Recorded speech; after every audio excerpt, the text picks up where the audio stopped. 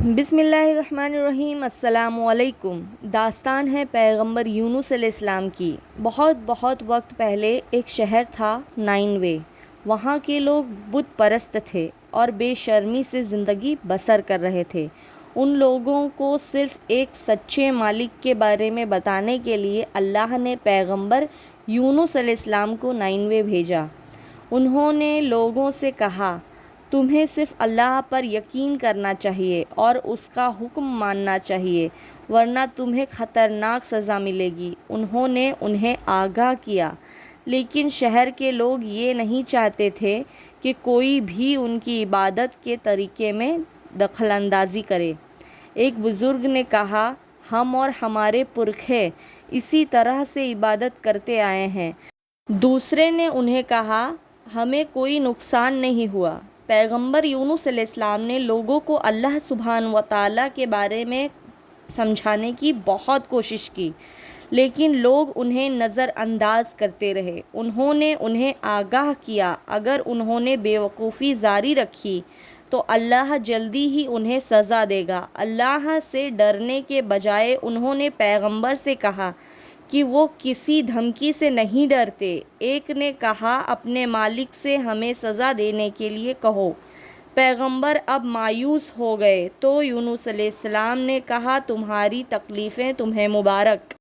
ایسا کہہ کر پیغمبر نائنوے شہر چھوڑ کر چلے گئے۔ پیغمبر بے صبر ہو گئے اور انہوں نے اللہ کے حکم کے بنا ہی شہر کو چھوڑ دیا۔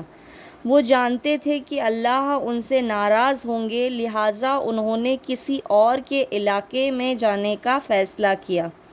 جیسے ہی پیغمبر نے شہر چھوڑا، آسمان کا رنگ بدلنے لگا۔ ایسا لگنے لگا جیسے چاروں طرف آگ لگ گئی ہے۔ یہ دیکھ کے لوگ ڈر کے مارے سہر گئے۔ نائنوے کے لوگ پہاڑ پر اکٹھا ہوئے اور وہ اللہ کے آگے رحم و کرم کے لیے عبادت کرنے لگے۔ پہاڑ زور زور سے گرجنے لگا۔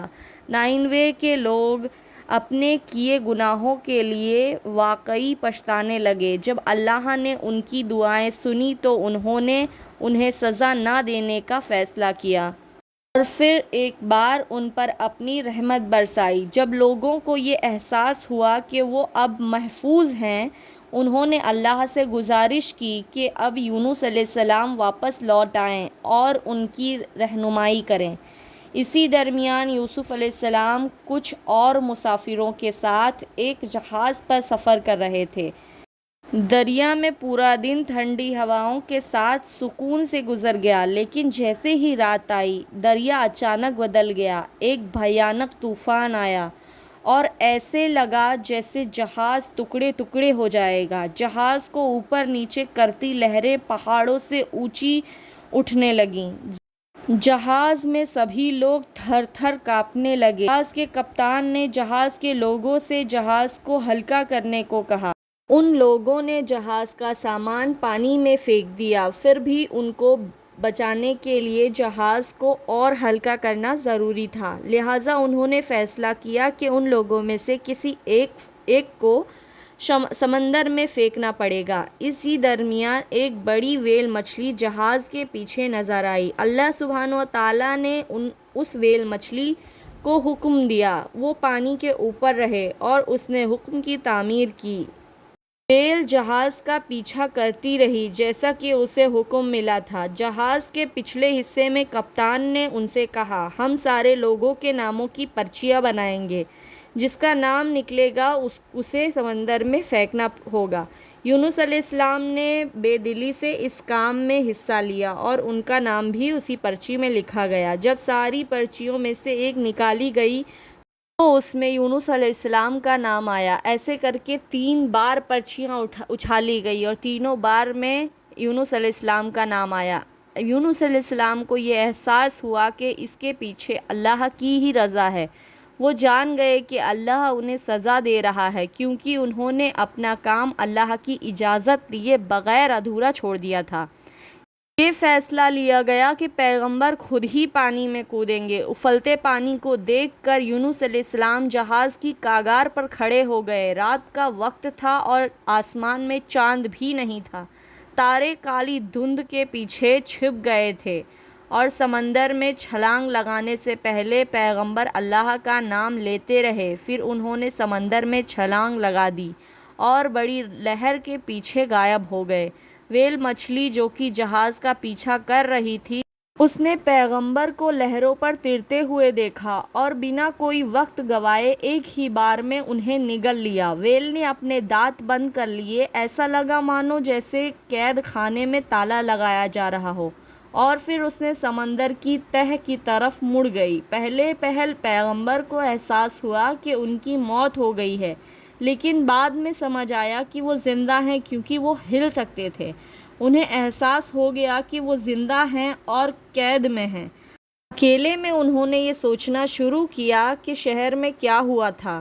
انہوں نے یہ احساس کیا کہ انہیں شہر کبھی نہیں چھوڑنا تھا، بجائے اس کے وہاں رکنا تھا اور لگاتار لوگوں کو سمجھانا تھا اور اللہ کی راہ دکھانی تھی۔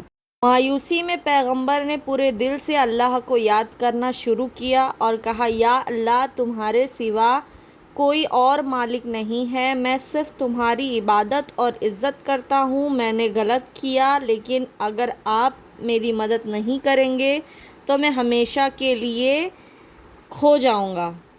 پیغمبر مسلسل اللہ سے دعا مانگتے رہے اور یہ دعا پڑھتے رہے، لا الہ الا انت سبحانک انی کنت من الظالمین۔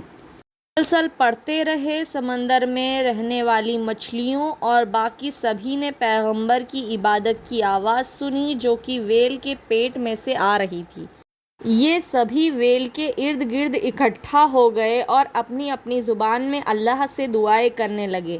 وہ ویل بھی خود بھی ایسا ہی کر رہی تھی، لیکن اسے سمجھ آ گیا تھا کہ اس نے ہی پیغمبر کو نگلا ہے۔ جب اسے احساس ہوا تو وہ پہلے پہل ڈر گئی۔ پھر اس نے خود سے کہا کہ میں کیوں ڈروں؟ اللہ نے انہیں مجھے نگلنے کا حکم دیا تھا۔ اللہ پاک پروردگار نے جب یہ دیکھا کہ انہیں واقعی پچھتاوا ہو گیا ہے تو انہوں نے بچانے کا فیصلہ کیا۔ انہوں نے ویل کو حکم دیا کہ وہ سمندر کے اوپر جائے اور پیغمبر کو لہروں میں اگل دے۔ اس نے حکم کی تعمیر کی۔ ویل سمندر کے اوپر تیری۔ اس نے پیغمبر کو سنسان جزیرے کی طرف نکال دیا۔ ویل کے پیٹ کے اندر 40 دن تک رہنے کی وجہ سے پیغمبر اب کافی کمزور ہو گئے تھے۔ ان کا جسم سوج گیا تھا اور جب سورج اگا ان کے پورے بدن میں جلن ہونے لگی۔ اسی وجہ سے پیغمبر چیخنے کی کگار پر تھے، لیکن وہ درد کو سہتے رہے اور مسلسل اللہ سبحانہ و تعالیٰ کی عبادت کرتے رہے۔ جب پیغمبر اللہ کو یاد کر رہے تھے تو اللہ تعالیٰ نے ان کے پیچھے ایک درخت اگا دیا جس سے پیغمبر کو سورج کی تیز روشنی سے بچایا اور انہیں فائدہ مند پھل بھی دیے۔ دھیرے دھیرے انہوں نے اپنی طاقت واپس حاصل کر لی اور نائنوے جانے کا راستہ بھی ڈھونڈ نکالا۔ انہوں نے جب نائنوے کے لوگ کو بدلا ہوا دیکھا تو وہ بہت خوش ہوئے۔ نائنوے کی پوری آبادی نے ان کا خیر مقدم کیا، استقبال کیا۔ ایک بزرگ نے کہا، اب ہم صرف اللہ کی عبادت کرتے ہیں اور کرتے رہیں گے۔ یہ سن کر پیغمبر بہت خوش ہوئے اور وہ نائنوے میں تب تک رہے جب تک ان کا انتقال نہیں ہو گیا۔ دوستو، یہ تھی پیغمبر یونس علیہ السلام کی مچھلی والی داستان۔ تو آپ لوگ کو یہ کیسا لگا کمنٹ سیکشن میں ضرور بتانا، اور لائک، سبسکرائب، شیئر ضرور کرنا، اور ایز اے صدقہ ذریعہ اسے شیئر ضرور کریں۔